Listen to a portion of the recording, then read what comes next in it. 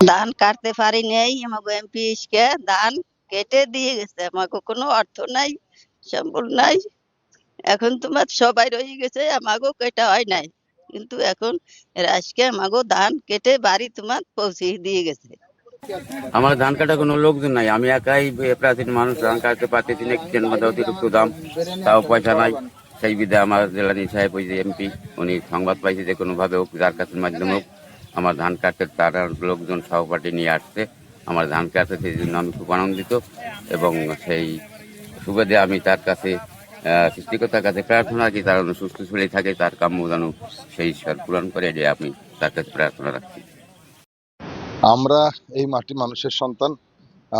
আমরা ছোটবেলা থেকে দেখেছি প্রত্যেকটা গৃহস্থ বাড়িতে এই ধানের মৌসুমে কতটা সমস্যা দেখা দেয়, কারণ সকল মানুষেরই একসাথে ধান কাটা শুরু হয়, যার কারণে আমাদের এখানে লেবার পর্যাপ্ত পাওয়া যায় না।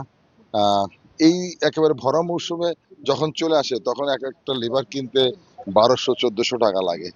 তো একজন কৃষকের পক্ষে এটা সম্ভব হয় না, আবার লোকবল পাওয়াও যায় না। তা আমরা চিন্তা করেছি যে জাতীয়তাবাদী দল গণমানুষের একটি রাজনৈতিক দল, গণমানুষের সুখে দুঃখে পাশে থাকার রাজনৈতিক দল। আমরা সেই ব্রত নিয়েই আমরা 1 সপ্তাহ ধান কাটার কর্মসূচি ঘোষণা করেছি। তারই ধারাবাহিকতা আজকে ধারাবাসাল আমরা এসেছি ধান কাটতে।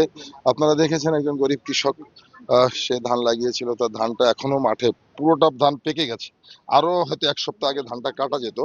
তো আমরা অনুধাবন করেছি, ওনার সাথে কথা বলেছি, ওনারও লেবার নেওয়ার মতো পরিস্থিতি এই মুহূর্তে নাই, সেজন্য আমরা চিন্তা করেছি আমরাই ওনার ধানটা কেটে ওনার বাড়িতে পৌঁছে দিব।